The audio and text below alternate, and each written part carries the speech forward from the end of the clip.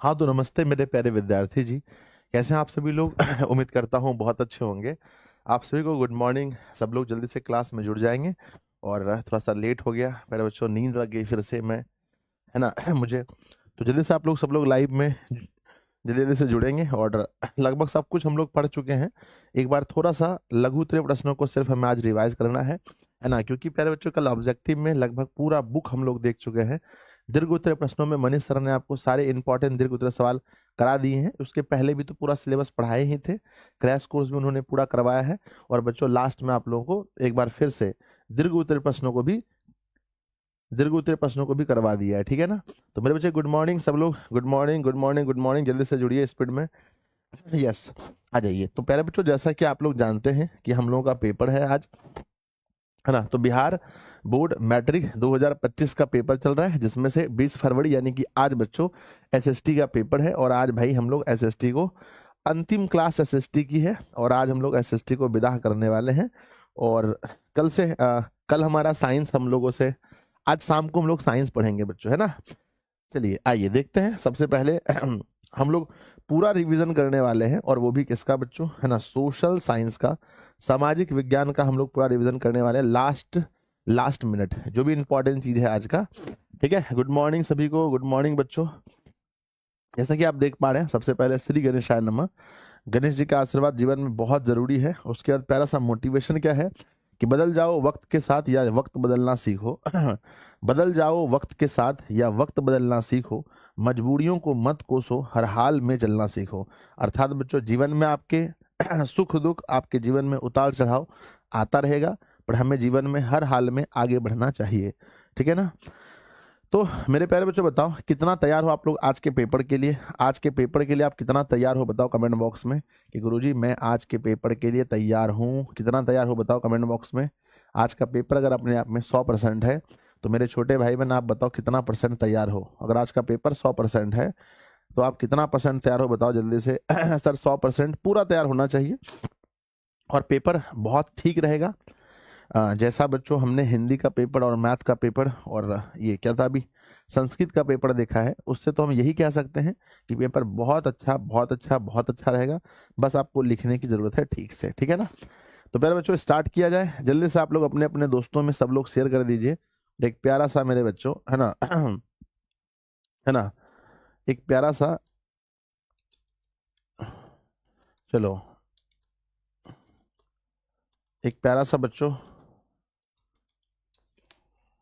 हमने पोल किया है, इस पर अभी आप लोग रिएक्ट कर देना फटाफट से कि यस गुरुजी, यस यस यस। चलो स्टार्ट करें। तो अपने सभी दोस्तों में, लास्ट टाइम बच्चों एसएसटी की लास्ट क्लास में मैं आप लोगों से कहना चाहता हूं कि अपने सभी दोस्तों में एक बार शेयर ना, इस सेशन को शेयर कर देना। व्हाट्सएप पर, टेलीग्राम पर, अपने स्टोरी में, अपने स्टेटस में, हर जगह बच्चों फटाफट शेयर कर देना। आज जो देखते हैं सबसे पहले जितना सवाल पढ़ सकते हैं कितनी मिनट में बताओ? 6 बजकर के 32 मिनट बचा है मात्र ना, 28 हो चुका है, तो 6 बज के 10 मिनट तक में यानी 38 मिनट तक में जितना पढ़ सकते हैं हम लोग पढ़ेंगे। बोलो यस और नो, एक बार प्यारा सा दिल बनाकर भेजो। यस सर, 38 मिनट के अंदर जितना भी हम लोग पढ़ सकते हैं हम लोग पढ़ने का प्रयास करेंगे। मेन था कि चलो भाई लाइव आना है, सब कुछ पढ़ा दिया गया है पहले बहुत अच्छे से। सर आज तो मजा आएगा। हाँ, अच्छा पहले हिस्ट्री के सवाल देखते हैं। सबसे पहला सवाल मेरे बच्चे, राष्ट्रवाद मैंने पढ़ाया होगा कि अपने देश के प्रति प्रेम की भावना को राष्ट्रवाद कहते हैं। अपने देश के प्रति प्रेम की भावना को राष्ट्रवाद कहते हैं। मेजनी के विषय में, मेजनी साहित्यकार, गणतांत्रिक विचारों का समर्थक और योग्य सेनापति था। मेजनी का संबंध गुप्त दल कार्बोनरी से था, और मेजनी ने यंग इटली और यंग यूरोप नामक संस्था की स्थापना की थी। ये मेजनी के बारे में लिखना है। जर्मनी के एकीकरण के लिए क्या क्या बाधाएं थी, अगर पेपर में पूछा जाता है आज तो आपको पता है क्या क्या बाधाएं थी। कि जर्मनी 300 छोटे बड़े राज्यों में बटा हुआ था। यहाँ राज्यों में राजनीतिक, सामाजिक तथा धार्मिक विषमताएं थी, अलग अलग थीं, और राष्ट्रवाद की भावना का अभाव था। तो आखिर जर्मनी एक क्यों नहीं हो रहा था, इसके पीछे क्या क्या बाधा था, आप यहाँ पर देख सकते हैं। मेरे प्यारे विद्यार्थी जी, सब लोग एक बार पोल जरूर कर दीजिएगा। नीचे एक पोल दिया गया है, और सब लोग सेशन को भी लाइक कर दीजिएगा, ठीक है? तो क्या आप लिख पाओगे जर्मनी के विषय में? बताओ जल्दी से यस और नो। क्या जर्मनी के एकीकरण में क्या क्या बाधाएं थी, क्या आप लिख पाएंगे, हाँ या ना? नेक्स्ट सवाल है मेटरनिक के विषय में। मेटरनिक युग के बारे में पूछा गया है। मेटरनिक युग क्या है? 1815 से लेकर 1848 तक ऑस्ट्रिया में है ना। मेटरनिक ने 1815 से 1848 तक ऑस्ट्रिया में शासन किया था। इसी काल को मेटरनिक युग का नाम दिया गया है। नेक्स्ट क्वेश्चन है बच्चों, 1848 की फ्रांसीसी क्रांति के कारण क्या थे? लुई फिलिप की कमजोर एवं ना लुई फिलिप की कमजोर एवं उदारवादी नीति का होना, और लुई फिलिप की असफल विदेश नीति का होना, और राज्य में भुखमरी एवं बेरोजगारी का होना, ऐसा हुआ था। इसलिए बच्चों 1848 में फ्रांस की क्रांति हुई थी। नेक्स्ट है, इटली जर्मनी के एकीकरण में ऑस्ट्रिया की क्या भूमिका थी? तो ये लिखना है बच्चों की, है ना, कि इटली और जर्मनी के एकीकरण में ऑस्ट्रिया की क्या भूमिका थी। तो आपने देखा विद्यार्थी जी कि 1830 की क्रांति के बाद इटली में जो नागरिक आंदोलन शुरू हुआ उसे ऑस्ट्रिया के चांसलर मेटरनिक ने दबा दिया, और दूसरा जिससे इटली का एकीकरण रुक गया। और दूसरी बात था, जर्मनी में क्या क्या इन्होंने, जर्मनी में राष्ट्रवादी भावनाओं को कुचलने के लिए ऑस्ट्रिया के चांसलर मेटरनिक ने दमनकारी कानून लाया, है ना, जिससे जर्मनी के एकीकरण में बाधा हुई। तो बच्चों इन्होंने दोनों के लिए क्या उत्पन्न कर दिया था? बताओ कमेंट बॉक्स में, इन्होंने दोनों के लिए क्या उत्पन्न किया था? तो दोनों के लिए उन्होंने बाधा उत्पन्न कर दिया था। बोलो यस और नो हो जाएगा बच्चों, यस और नो कमेंट बॉक्स में लिखेंगे।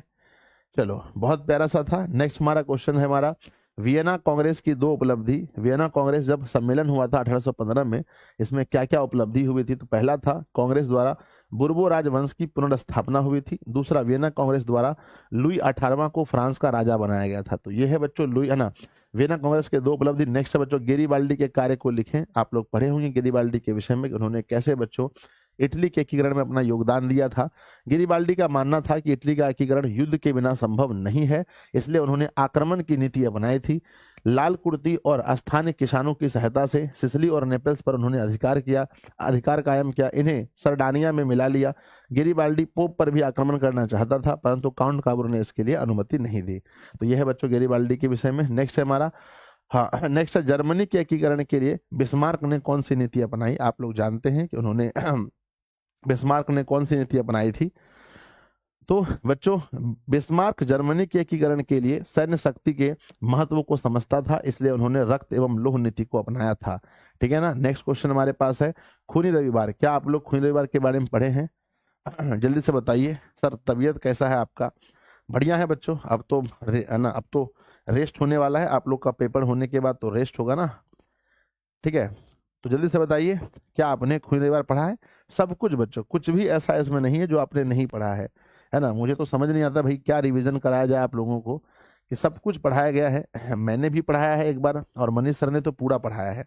ठीक है ना, एक भी चीज सर ने ऐसा नहीं कि नहीं पढ़ाया। खूनी रविवार पता है 1904-5 के बीच में रूस और जापान के बीच युद्ध हुआ था, जिसमें रूस एक बड़ा सा देश एक छोटे से देश जापान से हार गया था। जिसके कारण बच्चों रूस की जो जनता थी वो लोग खुद विरोध कर रहे थे उनका, तो फिर वहां की सेना ने उन पर आक्रमण क्या कर दिया था, गोली चला दिया था ना। नेक्स्ट हमारा है बच्चों, रूसी क्रांति के दो कारण लिखिए। जब भी कोई बच्चों बड़ी क्रांति होती है तो कारण क्या होता है? निरंकुश एवं अत्याचारी शासन व्यवस्था, और दूसरा किसानों और मजदूरों की दयनीय स्थिति। जब गरीबी होती है तभी लोग करते हैं। नेक्स्ट बच्चों, पूंजीवाद क्या है? वैसी व्यवस्था जिसमें उत्पादन के सभी साधनों पर पूंजीपतियों का अधिकार होता है, नियंत्रण होता है, हम उसे पूंजीवाद कहते हैं। नेक्स्ट है अक्टूबर क्रांति, आप लोग पढ़े होंगे, इतना इंपॉर्टेंट मुझे नहीं लग रहा है। सर्वहारा वर्ग बच्चों, समाज का वैसा वर्ग जिसमें किसान, मजदूर और आम गरीब लोग रहते हैं, सर्वहारा वर्ग कहते हैं। नेक्स्ट है क्रांति से पूर्व रूस की, नहीं पूछा जाएगा। नेक्स्ट साम्यवाद एक नई शासन, नहीं इंपॉर्टेंट है। हाँ, शीत युद्ध से आप क्या समझते हैं? आ सकता है जब दो देशों के बीच में एक्चुअल में युद्ध होता नहीं है, वास्तव में लड़ाई होती नहीं है, पर लड़ाई की स्थिति बनी रहती है। बच्चों ध्यान दीजिएगा, लड़ाई होती नहीं है परंतु लड़ाई की स्थिति बनी होती है। ठीक है ना। तो बच्चों देखें, है ना, कि वैसा युद्ध जिसमें दो देशों के बीच में तनाव का वातावरण रहता है, जबकि वास्तव में युद्ध नहीं होता है, उसे शीत युद्ध कहते हैं। इसमें एक दूसरे देश, है ना, एक देश दूसरे देश को नीचा दिखाने की कोशिश करते हैं। हो जाएगा तो बताओ यस लिख करके, एक बार प्यारा सा दिल भेजिए कि यस गुरुजी हो जाएगा। ठीक है, यहाँ बच्चों सवाल, है ना, विद्यार्थी जी हो जाएगा, बताओ यस और नो? यस सर जी। ठीक है, नेक्स्ट हमारा इंपॉर्टेंट सवाल क्या है कि हुआ हुआ आंदोलन। बच्चों ये हुआ हुआ आंदोलन के विषय में पढ़े होंगे कि हुआ हुआ आंदोलन जो है एक बौद्धिक धार्मिक क्रांतिकारी आंदोलन था। यह वर्ष 1939 ईस्वी में शुरू हुआ था, जिसके नेता हुइन फूसो थे। वे क्रांतिकारी घटनाओं को भी अंजाम देते थे, जिसमें आत्मदाह तक शामिल था। तो ये हुआ आंदोलन के विषय में आप लोग पढ़े होंगे। नेक्स्ट है हमारा हो चिन मिन मार्ग, उतना इंपॉर्टेंट नहीं लग रहा है मुझे, है ना। नेक्स्ट है बच्चों की नापाम और एजेंट क्या है। तो नापाम क्या था, नापाम एक तरह की ऑर्गेनिक कंपाउंड था जिसका उपयोग बच्चों त्वचा को जलाने के लिए होता था। यह है नापाम की परिभाषा, त्वचा को जलाने के लिए होता था। और दूसरा है बच्चों एजेंट, एजेंट है ना, एजेंट ऑरेंज, यह एक तरह का जहर था जिससे जिससे पेड़ों की पत्तियां तुरंत झुलस जाती थी एवं पेड़ मर जाते थे। जंगलों को खत्म करने के लिए इसका इसका प्रयोग किया जाता था। अमेरिका ने बच्चों बहुत प्रयोग किया था इनका, ठीक है। विद्यार्थी जी की संख्या डाउन डाउन डाउन दिखाती जा रही है, क्या हुआ भाई, कुछ दिक्कत है क्या? चलिए हो जाएगा सर। ऑब्जेक्टिव नहीं कराइएगा, रात मैंने पूरा ऑब्जेक्टिव करा दिया है बच्चों, है ना। हो जाएगा तो बताओ जल्दी से, यस और नो।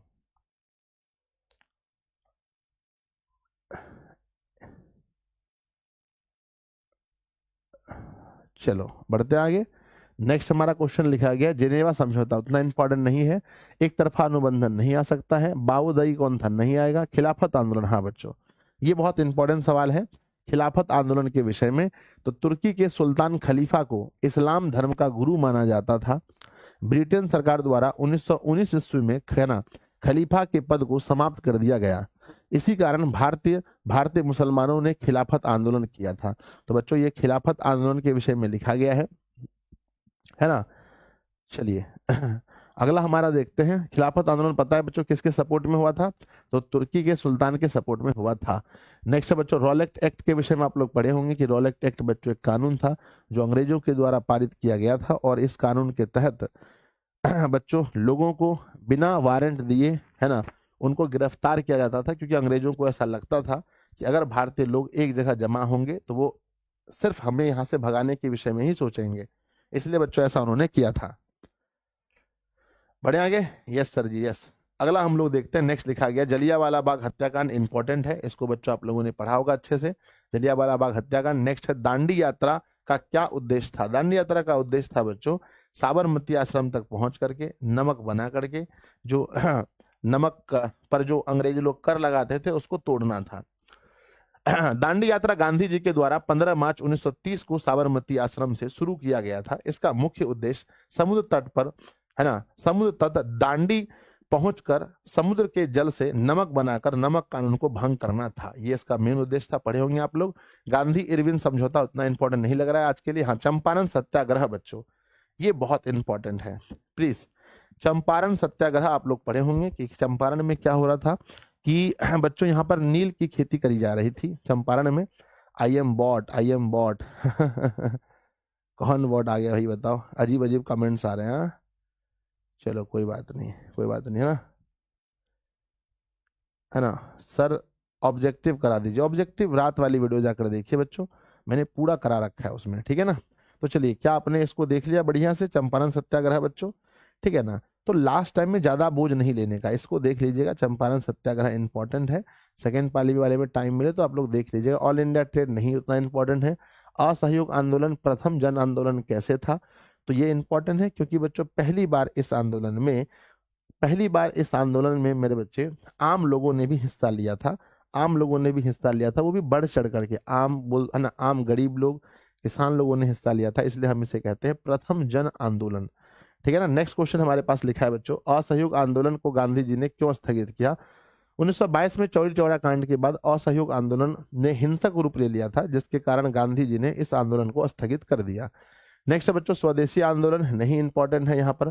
प्रथम विश्व युद्ध के 2 कारण लिखिए, इंपॉर्टेंट नहीं लग रहा है। भारतीय राष्ट्रीय कांग्रेस की स्थापना कब, नहीं इंपॉर्टेंट है। बजुर्वा वर्ग बच्चों ध्यान दीजिएगा, ये सवाल इंपॉर्टेंट है। हमने कहा, है ना, हमने कहा बच्चों एक बार बच्चों मैं पोल कर रहा हूँ और फिर से पोल करो। हाँ विद्यार्थी जी धीरे धीरे down down down down show हो रहे हैं, प्लीज मैं एक बार पोल कर रहा हूँ, आप लोग एक बार पोल का जवाब देना, ठीक है, जल्दी से। भाई अब पढ़ाने से ज्यादा इस पर ध्यान देना पड़ता है भैया, क्या हो रहा है यहाँ पर। हाँ चलो एक बार कमेंट बॉक्स में लिखना भाई साहब, एक बार सब लोग पोल कर देना, मैंने पोल किया है, देखना आप लोग एक बार पोल करना प्लीज। ये टाइमिंग मैं स्टार्ट कर देता हूँ, ठीक है, सब लोग एक बार पोल करना, मैं देखना चाहता हूँ भाई। सब लोग फटाफट से पोल करेंगे, स्पीड में कितने विद्यार्थी जी जुड़े हैं। जस्ट में 4000। सब लोग पोल करेंगे, आपके पास कुछ टाइम है, जल्दी जल्दी से स्पीड में, प्लीज प्लीज प्लीज फटाफट, ताकि मैं आगे पढ़ा पाऊँ बच्चों। जल्दी जल्दी पोल करेंगे सब लोग। 4500, 5000 तो पोल ही हो गया बच्चों, जबकि विद्यार्थी जी 4800 दिख रहे हैं। लो भैया, अब तो ये भी साबित हो गया कि बच्चे मतलब कुछ अटैक वगैरह करके कम भी दिखाया जा सकता है। अरे भाई साहब, है ना। लो भैया, ये क्या, इसको बॉट बोलते हैं, क्या बोलते हैं, है ना। अब देखो भाई, जस्ट में पोल ही ज्यादा हो गया। वही तो मैं देख रहा था भाई, कम कैसे हो रहे हैं। देखो, वही तो पोल ज्यादा हो गया, इसका मतलब अब इसको, वही तो मैं सोच रहा हूँ धीरे धीरे कम कैसे दिख रहे हैं विद्यार्थी। चलो कोई बात नहीं, पढ़ो पहले, है ना। खैर छोड़ो, पहले पढ़ लेते हैं बच्चों, आपका पेपर है, पहले पेपर दे दो, ठीक है। बढ़े, अब 4900 विद्यार्थी यहाँ पर शो हो रहे हैं और 6000 पोल है बच्चों 1 मिनट के अंदर, यानी 6000 पोल है तो 6500 के आसपास बच्चे विद्यार्थी जी होंगे। 7000 भी है ना, 7000 के आसपास होंगे। बजुर्वा वर्ग की उत्पत्ति कैसे हुई थी। मध्यम वर्ग को ही बजुर्वा वर्ग, मध्यम वर्ग को ही बजुर्वा वर्ग कहा जाता है।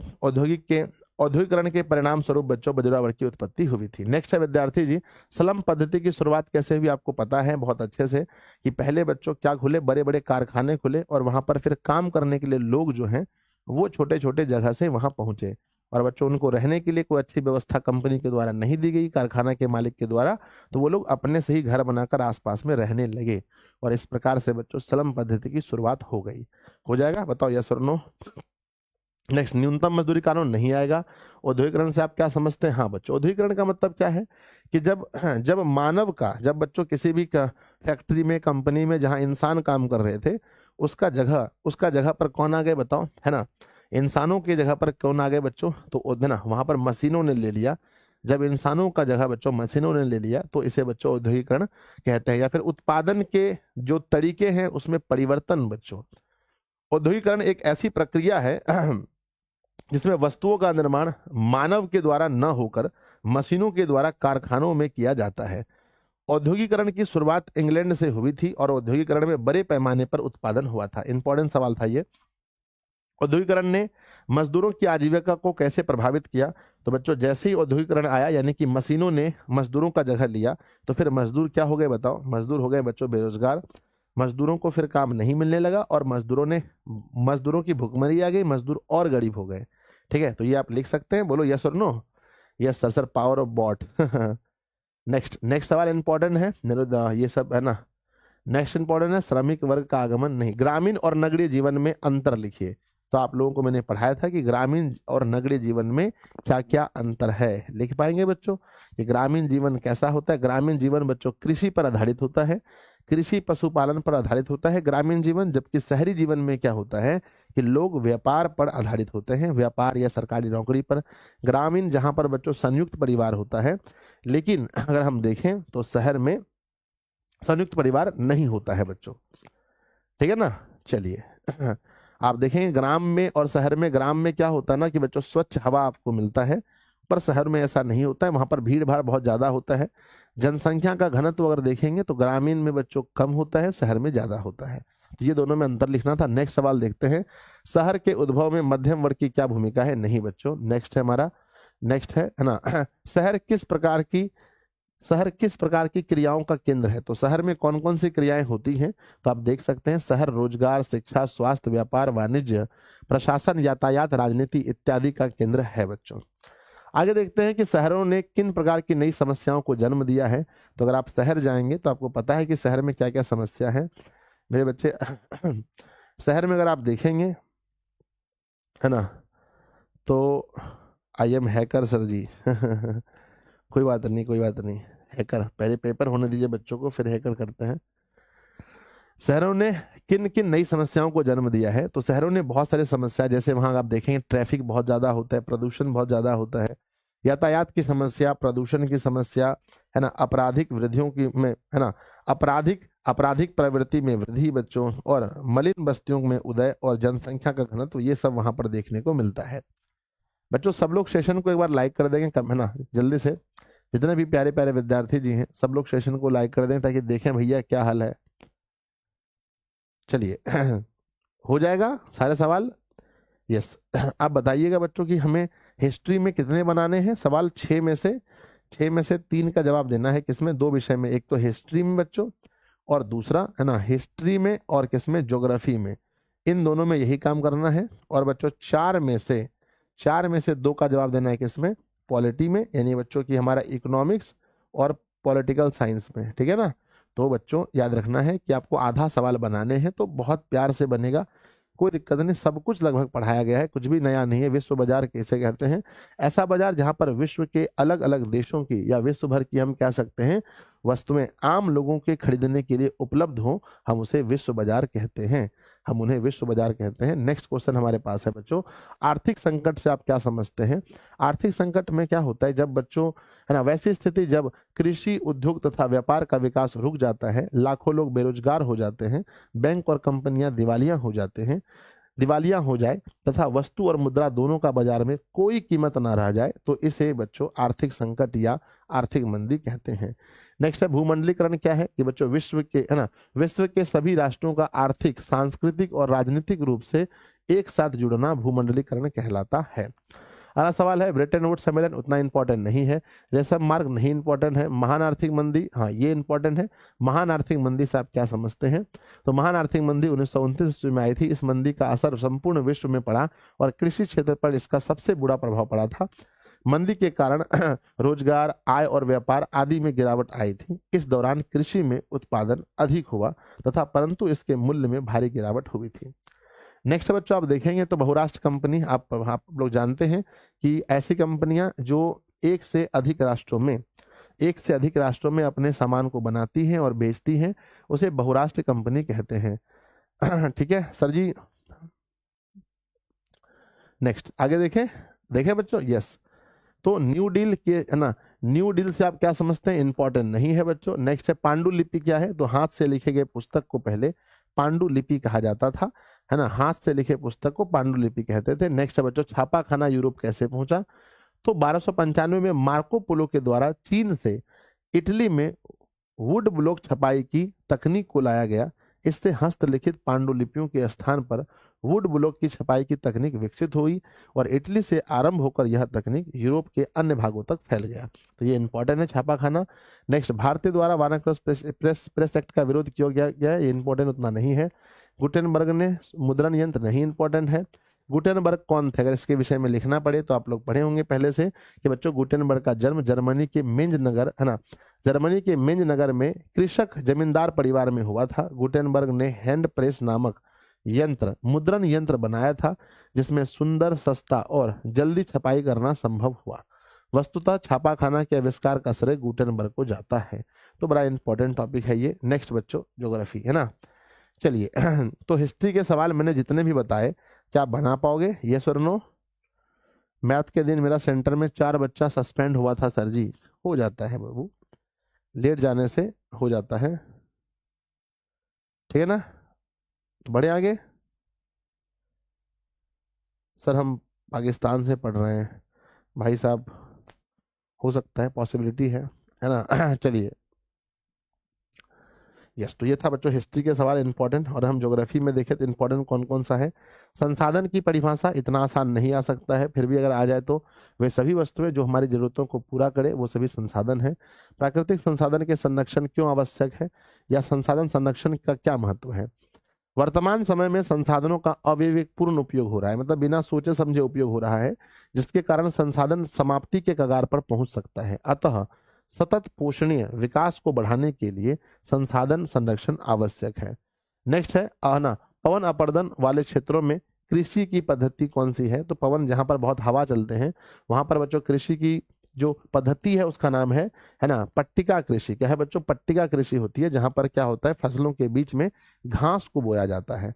नेक्स्ट है बच्चों हमारा मृदा निर्माण के कारण को बताइए। तो बच्चों चट्टान, जलवायु, खनिज, कण, वनस्पति, जैव पदार्थ, समय, ये सब क्या है? मृदा के निर्माण है। जलोढ़ मृदा के विस्तार के वाले राज्यों के नाम बताइए, इन मृदा में कौन कौन सी फसलें होती हैं। जलोढ़ मिट्टी किस किस राज्यों में है वो आपको बताना है। तो बच्चों कहते हैं बिहार, उत्तर प्रदेश, असम, मध्य प्रदेश, पश्चिम बंगाल, तमिलनाडु, गुजरात, कर्नाटका इत्यादि राज्यों में जलोढ़ मिट्टी का विस्तार है और मिट्टी में गन्ना, चावल, गेहूं, मक्का इत्यादि फसलें ना बोई जाती हैं। हो जाएगा, यस। नेक्स्ट क्वेश्चन देखते हैं, जलोढ़ मृदा से आप क्या समझते हैं बच्चों। जल के द्वारा बहाई गई मृदा को, नदियों के जल के द्वारा बहाकर लाई गई मृदा को जलोढ़ मृदा कहते हैं। इसमें इस मिट्टी में गन्ना, चावल, गेहूं, मक्का इत्यादि फसलें होती हैं। नेक्स्ट है खादर और बांगर में बच्चों मैंने अंतर पढ़ाया था कि नई जलोढ़ मिट्टी को खादर बोलते हैं और पुरानी जलोढ़ मिट्टी को बांगर कहते हैं, ठीक है ना। नेक्स्ट बच्चों, मृदा संरक्षण के चक्र नहीं याद है, नदी घाटी परियोजना के किन्हीं 2 लाभ को बताइए। आपको मैंने बहुत सारे लाभ बताए होंगे कि नदी घाटी परियोजना के क्या क्या लाभ हैं। सर सर उस बच्चा का बात सच है, आपके चैनल पर बॉट अटैक हुआ है। ओ अच्छा, एक लड़का कहा था ना मैं करने वाला हूँ, अरे भारत में नदियों के प्रदूषण के कारण मैंने पढ़ाए थे बच्चों, सब क्वेश्चन लगभग पढ़ाया हुआ है। आप लोग जानते हैं कि जल संसाधन के क्या क्या उपयोग हैं, जल संसाधन का हम क्या क्या उपयोग कर सकते हैं। तो पेयजल के रूप में, सिंचाई के रूप में, विद्युत उत्पादन के रूप में और घरेलू काम में इसका उपयोग कर सकते हैं। नेक्स्ट है बच्चों, नदी घाटी परियोजना के मुख्य उद्देश्य क्या है, मैंने आपको पढ़ाए हैं कि कोई भी नदी घाटी परियोजना जब होता है उसके क्या क्या उद्देश्य होते हैं बच्चों, है ना। नदी घाटी परियोजना के क्या क्या उद्देश्य होते हैं मैंने पढ़ाए हैं कि एक बार, है ना, जब भी नदी घाटी परियोजना बनते हैं उनके बहुत सारे उद्देश्य होते हैं। जैसे नंबर 1 देखेंगे हम लोग सिंचाई की व्यवस्था, नंबर 2 विद्युत का उत्पादन, नंबर 3 पेयजल की आपूर्ति, नंबर 4 मत्स्य पालन, और फिर है बच्चों पर्यटन और बाढ़ नियंत्रण। नेक्स्ट है बच्चों की पर्यावरण के लिए वन क्यों महत्वपूर्ण है। आप सब लोग जानते हैं कि हमें जो ऑक्सीजन मिलता है ये बच्चों वनों से ही मिलता है, इसलिए वन बच्चों बहुत आवश्यक है। नेक्स्ट है हमारा कि चिपको आंदोलन से आप क्या समझते हैं, मैंने पढ़ाया है। चिपको आंदोलन बच्चों कहाँ हुआ था उत्तराखंड के गढ़वाल जिले में। चिपको आंदोलन की शुरुआत 1972 ईस्वी में उत्तराखंड के गढ़वाल जिले से हुई थी, है ना। इस आंदोलन के, माफ कीजिएगा, इस आंदोलन के प्रणेता सुंदरलाल बहुगुणे थे। इस आंदोलन में स्थानीय लोगों ने पेड़ से चिपककर पेड़ को काटने का विरोध किया था। नेक्स्ट, पर्णपाती वर्णों के 4 उदाहरण नहीं पूछे जाएंगे। खनिज को परिभाषित कीजिए, निश्चित रसायनों, संयोजन एवं विशिष्ट। बाबा रे बाबा, इतना खतरनाक भाषा, खनिज पूछा गया है। तो आप लोगों को मैंने पढ़ाया था बच्चों कि, है ना, सबसे पहला बच्चों खनिज पढ़ाया था कि बच्चों ऐसे पदार्थ जिसमें धातु के कण पाए जाएं उसे क्या कहते हैं, उसे खनिज कहते हैं। केमिस्ट्री वाली भाषा में आपने देखा होगा। नेक्स्ट है खनिज संरक्षण, नहीं इंपॉर्टेंट है। झारखंड मुख्य नहीं इंपॉर्टेंट है। मैग्नीज पर नहीं है। लो एस्को के नाम लिखे, इंपॉर्टेंट है। लो एस के नाम बताइए बच्चों कौन कौन से हैं। तो लो एस के हमारे नाम हैं, सबसे पहला हेमेटाइट, दूसरा है मैग्नेटाइट, तीसरा है लिमोनाइट, चौथा है सीडोराइट। तो ये 4 बच्चों लोह एस के नाम है। नेक्स्ट, लोह एस का ना, लोह और अलोह खनिज में क्या अंतर है बच्चों। जो लोह खनिज होते हैं उसमें लोहे के कण पाए जाते हैं और अलोह खनिज में लोहे के कण नहीं पाए जाते हैं, है ना। चलिए हो जाएगा, चलिए बहुत बढ़िया। सर जी जमुई में नेटवर्क प्रॉब्लम है सर, आपका क्लास नहीं कर पा रहे हैं। पता नहीं पिछले साल भी शायद कोई इशू हुआ था जमुई में, तो क्या इशू है, कुछ इशू बताया गया क्या। नेक्स्ट, मेरे विद्यार्थी थोड़ा फास्ट पढ़ते हैं हम लोग, हमारे पास टाइम बहुत कम है। 7 और 10 बच्चों, लगभग 16, लगभग 12-15 मिनट मात्र है हम लोग के पास। तो कोशिश करते हैं जितना अधिक से अधिक पढ़ सकें।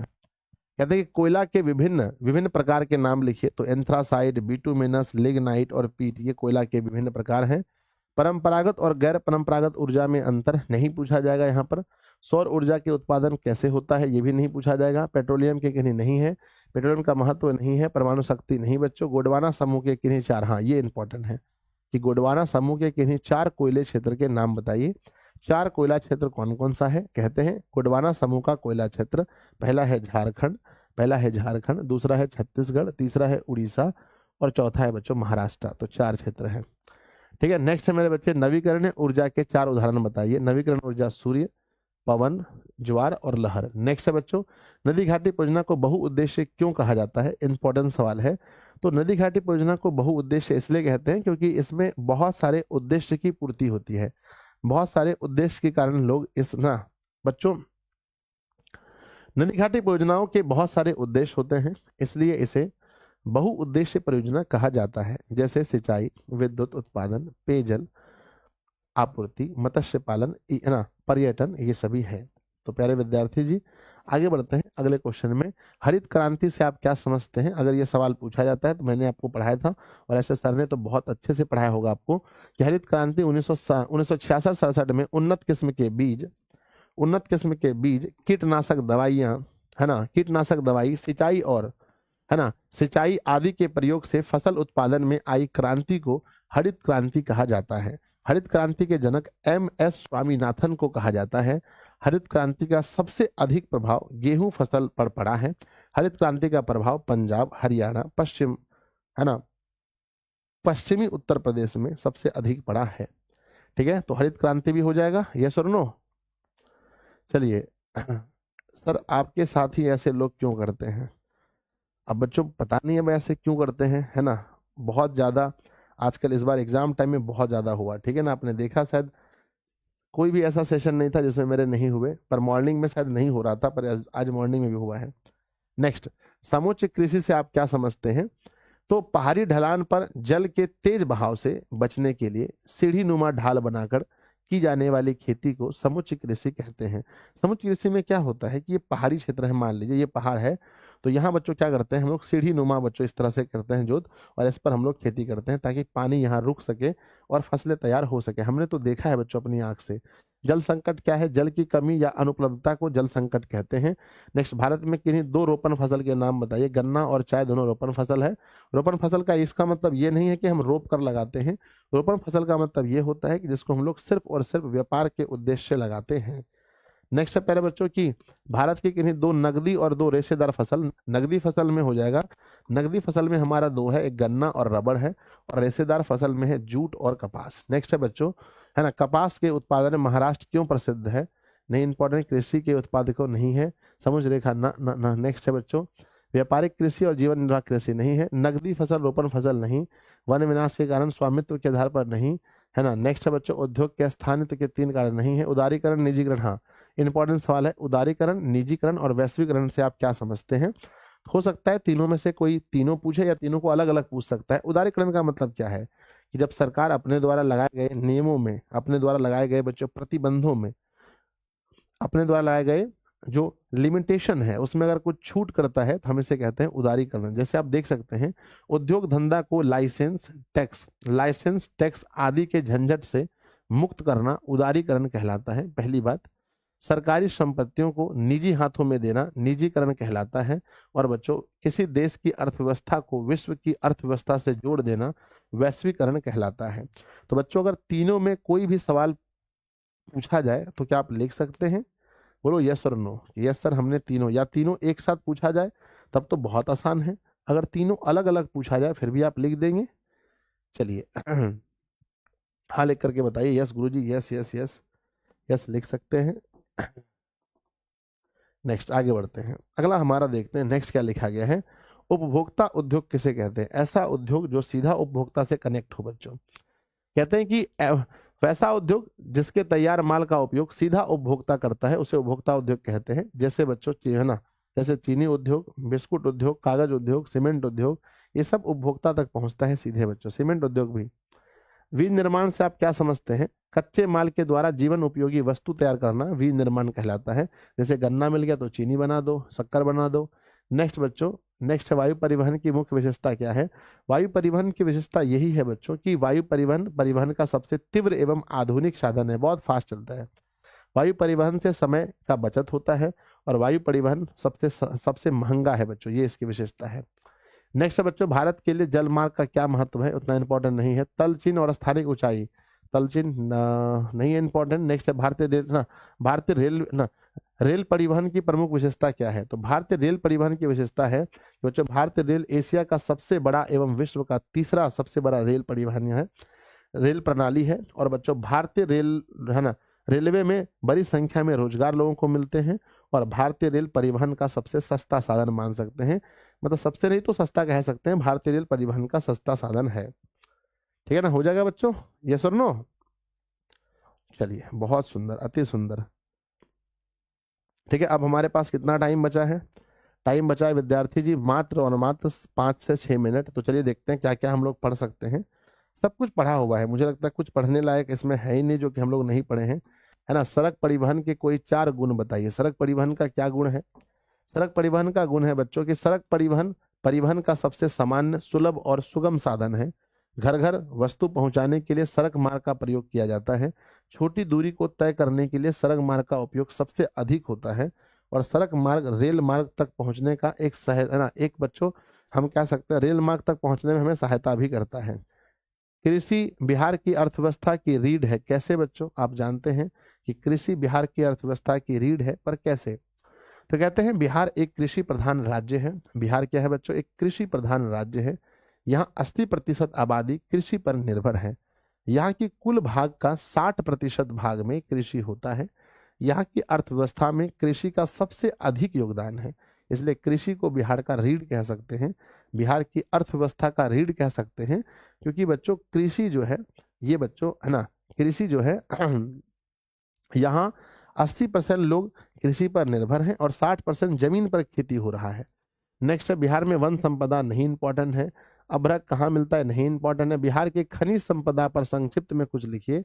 तो बिहार में देश के खनिज का संसाधन का मात्र 1% से भी कम है। बिहार में चूना पत्थर, पायराइट, अभ्रक पर्याप्त मात्रा में उपलब्ध है। बच्चों हमारे पास जितने भी खनिज थे वो सब कहाँ चले गए बताओ कमेंट बॉक्स में। गुरुजी वो सब झारखंड के अलग होने से सभी झारखंड में चले गए, है ना। सभी के सभी झारखंड हिस्से में पड़ गया। हम लोग के हिस्से में खनिज बहुत कम पड़ा, नहीं के बराबर, है ना। बिहार के प्रमुख हवाई अड्डे नहीं पूछे जाएंगे। नेक्स्ट है, बिहार में जूट उद्योग पर टिप्पणी लिखिए। जूट उद्योग तो बहुत कम हो गया बच्चों बिहार में। तो कहते हैं कि बिहार में जूट के 3 कारखाने हैं। एक कटिहार बंद है, पूर्णिया शायद बंद होगा, और दरभंगा में। 3 जगह बच्चों हैं। वर्तमान में सिर्फ कटिहार का कारखाना कार्यरत है, तो ये भी गलती है बच्चों, शायद ये भी बंद हो चुका है। कुछ दिन पहले मैं गया था जूट मिल के बगल से, तो मैंने देखा था भैया ये तो बंद पड़ा हुआ है। बिहार की जनसंख्या सभी जगह एक समान नहीं है, ये स्पष्ट करें, नहीं पूछा जाएगा। समुच्च रेखा नहीं है। चलो बच्चों अब चलते हैं पॉलिटिकल साइंस में लोकतंत्र से आप क्या समझते हैं? तो अब्राहम लिंकन के अनुसार लोकतंत्र जनता का, जनता के द्वारा, जनता के लिए शासन है। नेक्स्ट, सत्ता की साझेदारी क्या है? तो समाज के सभी वर्गों को सरकार में हिस्सेदारी देना। समाज के सभी वर्गों को सरकार में हिस्सेदारी देना सत्ता की साझेदारी कहलाता है। नेक्स्ट है, सत्ता की साझेदारी लोकतंत्र में क्या महत्व रखती है? तो लोकतंत्र में टकराव को कम करती है बच्चों। नेक्स्ट है हमारा, सामाजिक विभाजन क्या है? अगर समाज में जाति, धर्म, क्षेत्र के आधार पर अगर समाज में विभाजन हो, या समाज में बच्चों कहते हैं कि जाति, धर्म, क्षेत्र आदि के आधार पर समाज का कई वर्गों में बंट जाना सामाजिक विभाजन कहलाता है। सांप्रदायिकता क्या है? एक धर्म दूसरे से श्रेष्ठ है, ऐसा कहकर बच्चों, ऐसा कहना सांप्रदायिकता कहलाता है। अपने धर्म से प्रेम करना, दूसरों के धर्म से नफरत करना सांप्रदायिक कहलाता है। अथवा हम कह सकते हैं अपने धर्म को ऊंचा मानना, दूसरे धर्म को नीचा मानना सांप्रदायिक कहलाता है।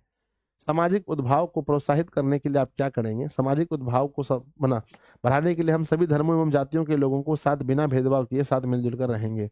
धर्मनिरपेक्षता से आप क्या समझते हैं? एक ऐसा राज्य जहां पर किसी एक धर्म को विशेष राज्य का किसी को विशेष धर्म नहीं माना जाए, सबको बराबर माना जाए, तो इसे धर्मनिरपेक्ष कहते हैं। जैसे भारत में बच्चों सभी धर्मों को बराबर माना जाता है। नेक्स्ट है, भारत को धर्मनिरपेक्ष देश क्यों कहते हैं? क्योंकि यहाँ पर कोई भी एक धर्म बच्चों हमारा राजकीय धर्म या राष्ट्रीय धर्म नहीं है, ठीक है ना। नेक्स्ट है बच्चों, किन्हीं 2 प्रावधानों का जिक्र करें जो भारत धर्मनिरपेक्ष देश बनाता है।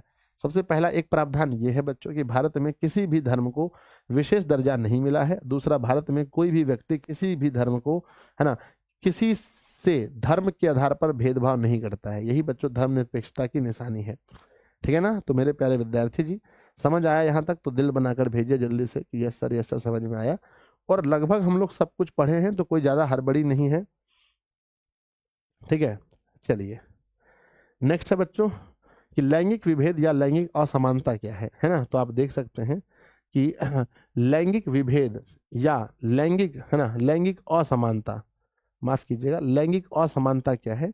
तो लिंग के आधार पर भेदभाव करना। लड़कियों के, क्या आप लड़की हो, आप लड़के हो, बच्चों लिंग के आधार पर महिला और पुरुष के बीच में भेदभाव करना लैंगिक विभेद या लैंगिक असमानता कहलाता है। नेक्स्ट है बच्चों, भारत में किस तरह जातिगत और, है ना, असमानताएं जारी हैं? अभी भी जातिगत असमानता है। लोग अपनी ही जाति को वोट करते हैं, लोग शादी विवाह भी अपनी ही जाति के लोगों के साथ करते हैं। तो भारत में वंशानुगत पेशा पर आधारित समाज है। आज भी अधिकांश लोग अपने बेटा बेटी की शादी भी अपनी ही जाति में करते हैं। अधिकांश लोग जाति के आधार पर वोट भी करते हैं। इस तरह से हम कह सकते हैं कि भारत में जातिगत अभी भी जारी है बच्चों। भारत की संसद में महिलाओं की प्रतिनिधित्व क्या स्थिति है? बहुत कम महिलाएं हैं संसद में। नेक्स्ट है बच्चों, ग्राम पंचायत के किन्हीं 2 काम बताइए। पहला काम है पंचायत क्षेत्र के विकास के लिए वार्षिक योजना और बजट तैयार करना और प्राकृतिक विपदा में सहायता करना। ये बच्चों 2 काम है ग्राम पंचायत के। नेक्स्ट है संघीय शासन में उतने इंपॉर्टेंट नहीं है। नेक्स्ट है महापौर पर संक्षिप्त टिप्पणी लिखें, है ना। तो नेक्स्ट है बच्चों, पंचायत राज क्या है?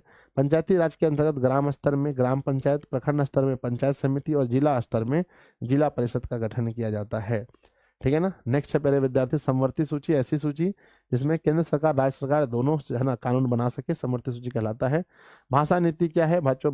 राष्ट्रीय एकता को स्थापित करने के लिए भारत संविधान के द्वारा भाषा नीति तैयार की गई थी। भारत सरकार के द्वारा कार्यालय भाषा के रूप में 22 भाषाओं को मान्यता दी गई।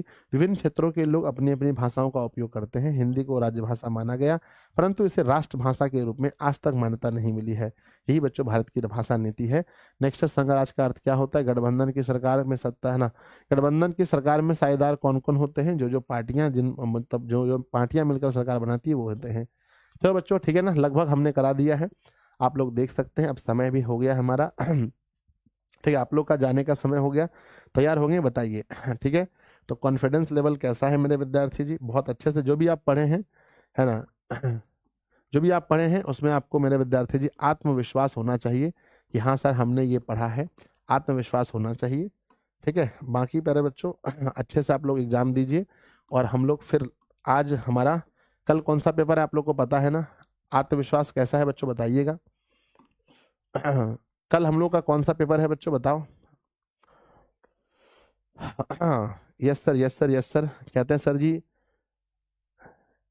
सर हम आपको किडनैप करके अकेले पढ़ेंगे। अरे भाई पॉसिबल है क्या? है ना। चलो आज का पेपर देने जाएंगे, बहुत शांति से लिखना। और अगर किसी प्रश्नों का उत्तर नहीं आता हो आपको, अगर बच्चों किसी प्रश्नों का उत्तर नहीं आता हो तो एसएसटी एक ऐसा विषय है जिसमें आप बना कर लिख सकते हैं। ठीक है ना। तो एक चीज मैं पहले बता देता हूँ कि अगर मान लो कोई सब्जेक्टिव क्वेश्चन है जिसका आंसर बच्चों मुझे 100% नहीं आता है, तो आप उसको बना कर लिख सकते हैं। पहली बात याद रखिएगा कि हम इसको बनाकर लिख सकते हैं, है ना, बना कर लिख सकते हैं। ठीक है ना। जब आपको आंसर नहीं पता हो तो हम क्या कर सकते हैं बताओ? तो बना कर लिख सकते हैं। मान लो कोई ऐसा सवाल पूछा गया जिसके बारे में आपको बहुत कम लाइन है, यानी आपको उसके विषय में कभी ना कभी ऑब्जेक्टिव में भी पढ़ा होगा, अगर आपको एक लाइन भी पहले याद है तो उस लाइन को लिखना है और उसके बाद जो कहा गया उसके विषय में जोड़ जोड़ करके आपको लिखते जाना है। ठीक है, यानी कि बच्चों कोई भी प्रश्न आपको छोड़ के नहीं आना है। जितना बोला गया है बनाने के लिए उतना आपको किसी भी हाल में बनाना है। सर 20 के पुल, वहां बच्चों बच्चे लाइव में है लेकिन यहाँ नहीं दिख रहा है। वो बॉट अटैक क्या होता है वो हो गया है, तो कोई दिक्कत नहीं है। कभी बॉट अटैक से मैं पहली बार ऐसा हुआ जहाँ बच्चे कम दिख रहे हैं, नहीं तो पहले क्या होता था कि बॉट अटैक का मतलब होता था बच्चे बहुत हाई दिखते थे, आज पहली बार लो हो गया है। ठीक है ना। तो ये सब चीजें होती रहेंगी, कोई दिक्कत नहीं है। खैर आप लोग का एग्जाम अच्छा जाना चाहिए, है ना। बाकी सब चीजों से तो बाद में भी लड़ा जाएगा कि भाई बॉट अटैक हो गया है ना। तो यूट्यूब साहब जी कुछ किए इस विषय पर। जब तक यूट्यूब कुछ नहीं करेगा बच्चों तब तक चीजें समझ में ही नहीं आती हैं क्या हो रहा है। ठीक है ना। तो हमें उम्मीद है बच्चों, बस आप लोग का पेपर भर दिक्कत है, फिर तो भाई अपना एप्लीकेशन वगैरह भी है, क्लासेस वगैरह हो जाती हैं वहाँ पर, है ना। चलो पर अभी आप लोग का अभी एग्जाम का टाइम है, तो अभी एग्जाम टाइम में यूट्यूब वगैरह पर ले रहे हैं ज़्यादातर क्लासेस, है ना। चलो पीडीएफ जल्दी दे दीजिएगा सर, दे देंगे। ठीक है। तो बच्चों आप सभी को दिल से बहुत बहुत आशीर्वाद है। आज का पेपर आपका अच्छा जाना चाहिए, किसी भी हाल में अच्छा जाना चाहिए। सब लोग अपना बेस्ट देकर आना। 100% बच्चों आपने पूरी साल मेहनत की है। ठीक है ना। और मुझे विश्वास है कि शाम को आप लोग निकलोगे और पेपर जैसा भी हो हमें ज़रूर बताइएगा बच्चों कि आपका पेपर कैसा गया। ठीक है ना। अगर बच्चों अभी तक आपने देखा है कि जो भी पेपर आप लोग देकर आए हैं तो हमें ज़रूर बताए हैं कि पेपर कैसा गया है। आज का पेपर भी बताना। और शाम को कितने बजे मिलते हैं बच्चों बताओ? शाम को कितने बजे मिलते हैं? तो शाम को हम लोग मिलते हैं, इवनिंग में मिलते हैं 6 बजे। ठीक है ना। शाम को 6 बजे मिलते हैं। और अगर बच्चों ये सारे पेपर अगर निकल गए तो साइंस का भी पेपर निकल जाएगा, आप विश्वास रखिए, है ना, अपने ऊपर। चलिए तो फिर बच्चों एक बार फिर से लास्ट में आप सभी को दिल से बहुत बहुत आशीर्वाद है कि आप लोग जाइए आज का पेपर देने के लिए और पेपर दे करके आइए, सब कुछ अच्छा होगा। ठीक है। लव यू बच्चों, wish you all the very best आप सभी को। आप सभी लोग जाइए और पेपर अच्छे से देकर आइए, है ना। बाय, लव यू बच्चों। ठीक है, चलो। तो आप लोग ना जो भी सेकंड पाली के विद्यार्थी हैं, जिसकी प्रथम नहीं है, जिसको सेकंड शिफ्ट में एग्जाम है, आप सभी लोग ये वाला पीडीएफ मैं अभी अपलोड कर दूंगा। इस वाले पीडीएफ को, रात मैंने जो ऑब्जेक्टिव का पीडीएफ डाला था, इन दोनों पीडीएफ को एक बार टाइम निकाल के अच्छे से देख लेना बच्चों। सब कुछ पढ़ा हुआ है फिर भी, है ना। यहाँ पर मैंने लिखा हुआ है, सब कुछ आप पढ़े हैं, है ना। इकोनॉमिक्स आ गया, सारे क्वेश्चंस इसमें ऐड हैं। ठीक है, एक बार देख लीजिएगा, कोई भी नया क्वेश्चन नहीं है कि ऐसा इसमें कोई नया क्वेश्चन है। जो हम पढ़ाते हैं वही है बच्चों, इसमें आपदा प्रबंधन के सवाल हैं। ठीक है, तो एक बार देख सकते हैं पूरा, है ना। चलिए बाय बच्चों, लव यू।